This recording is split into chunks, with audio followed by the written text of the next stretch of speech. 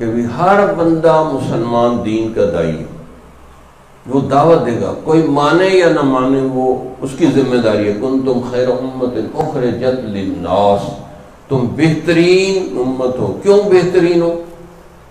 زیادہ پیسے کماتے ہو، زیادہ خوبصورت ہو، کیا مسئلہ ہے؟ کیوں اللہ نے کہا بہترین امت ہے؟ وجہ تو بتائیں نا، بہترین امت کیوں ہیں ہم سب؟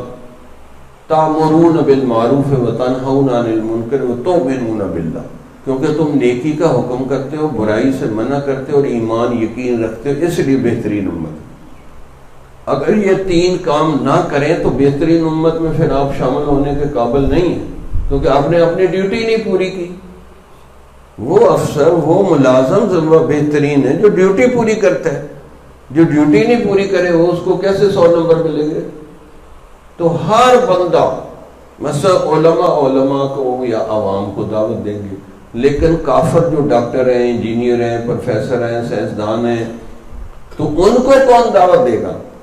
تو ہمارے ڈاکٹر، انجینئر، پروفیسر، بیوروکریٹس، وکیل، وہ اپنے لیول کے کافروں کو دعوت دیں کلمے اور قرآن کی۔ مولویوں کی بات تو وہ نہیں سنیں گے، نہ مولویوں کو ان کی زبان آتی ہے۔ تو ہر مسلمان ذمہ دار ہے، مزدوروں کو دعوت دیں۔ آج یہ ذمہ داری ہم محسوس نہیں کر رہے۔ ٹھیک ہے، آپ نہیں یہ ذمہ داری محسوس کر رہے ہیں نا، کل اللہ الٹا لٹکا دے گا آپ کو، ٹانگیں اوپر تو سر نیچے ہوگا، تو فرشتے ایسی مار ماریں گے کہ آپ کو لگ جائے گا پتہ کہ ہے جی بیوی بچے پال لیے، ہر چیز کر لیے، جو اللہ نے ذمہ داری لگائی وہ تو آپ نے نہیں کی۔ کیوں نہیں دعوت دی؟ کیوں نہیں روکا؟ اگر مسلمان ہیں، آپ کی ذمہ داری ہے، جیسے علماء کی ذمہ داری ہے ایسی آپ کی ذمہ داری کہ آپ اپنے لیول کے لوگوں کو دعوت دیں، اور ہم اس کو کوئی ذمہ داری نہیں محسوس کرتے۔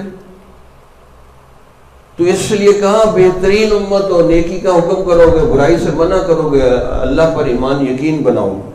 اور اگر ہم اپنے لیول کے بندوں کو دعوت نہیں دیں گے تو ضرور پکڑے جائیں گے، شک نہیں ہے اس میں کہ آپ نہیں پکڑے جائیں گے، کیونکہ اللہ نے ڈیوٹی لگائی، جو ڈیوٹی لگانا جانتا ہے وہ پوچھے گا بھی۔ ایک افسر آپ کی ڈیوٹی لگائے، آپ وہ کام نہ کریں تو وہ آپ کو کورٹ مارشل کر لے گا، آپ کو لائن حاضر کر لے گا، تو اللہ بھی لائن حاضر کرتے ہیں، پھر اسی دنیا میں اس کو مشکلات مصائب میں پھنسا دیتے ہیں۔